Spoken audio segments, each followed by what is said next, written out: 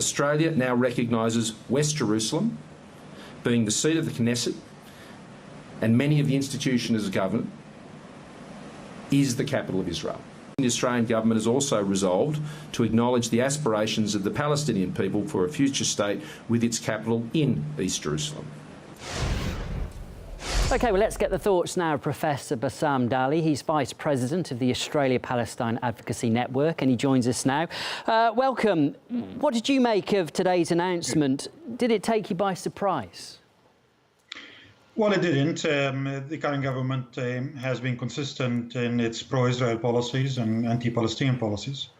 We could see that through its votes in the UN and also in its cutting of aid to the Palestinian aid, especially the UNRWA, and also the composition of this current government on the sort of radical elements in the right of politics in Australia makes such a decision sort of unsurprising in a way. But with regard to the motivation too, some have been cynical, saying that he's looking internally and perhaps to getting the Jewish vote in upcoming elections.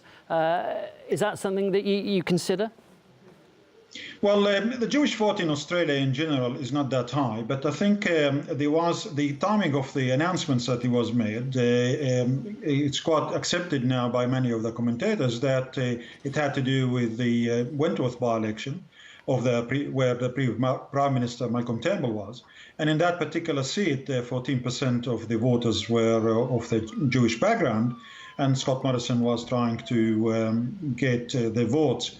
But it's important to know that the motives behind it is not just for that particular election, but it's most of his own beliefs and also of those in his government who sort of feel that it is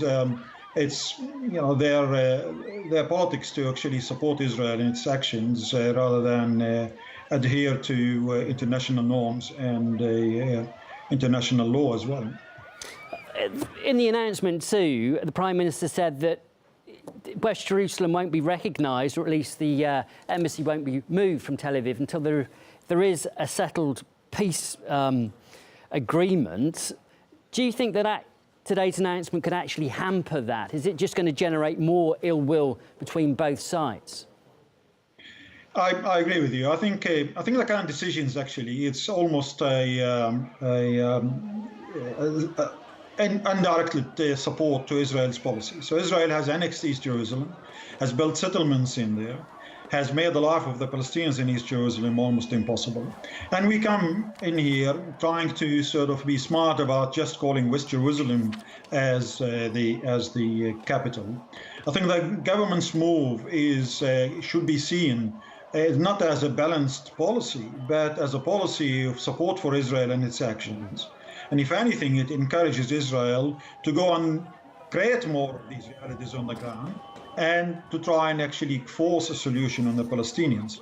What would have been much better is for Australia to do, for example, what Russia have done, and that is recognize the state of Palestine, recognize East Jerusalem as the capital of this Palestinian state, and then if it wants to recognize West Jerusalem as that of the capital of Israel, then we won't have any problem with it. But the current announcement in its form, and in fact the Prime Minister was quite careful to talk about Palestinian aspiration rather than Palestinian rights. Of course, the Palestinians have rights under international law to East Jerusalem. There is a unanimous UN Security Council resolution for that. There is specific resolutions on Jerusalem itself in a way. So the announcement may appear as to be balanced, but in essence, those who are doing the announcement understand that Israel has plans to take all of its Jerusalem, and indirectly they're trying to actually support this move through this announcement, in my view. So you won't think that the Palestinians might see this as a step forward, even if it's just a small step forward? Because just to come back to what you said, the Australian government did state that it is resolved to acknowledge the aspirations of the Palestinian people for a future state with its capital in East Jerusalem. You don't think that that will be received positively at all by Palestinians?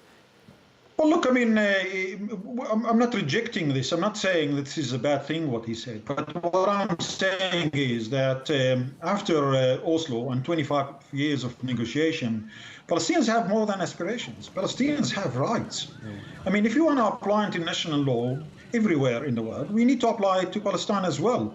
Israel should not be exempted from this in a way. So what we're saying is that the Australian government has a two-state policy, and it has been for more than 25 years.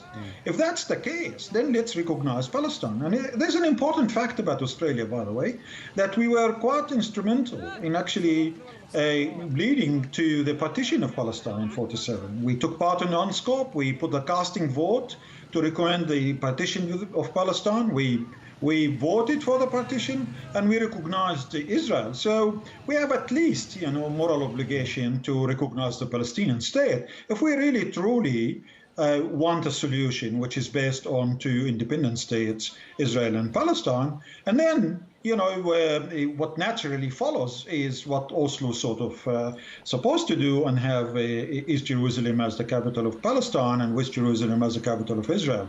While this may appear to be semantics, but actually it's very important. What's the point of saying that, we acknowledge the aspiration as if, it's like a wish in a way? It's not a wish. There are 6 million Palestinians who are living in historical Palestine today, equal to the number of Jews. And they have rights more than just aspiration. OK, look, Professor Bassam, we're going to have to leave it there. That was Professor Bassam Dali, Vice President of the Australia-Palestine Advocacy Network. Thank you. Thank you very much for the opportunity.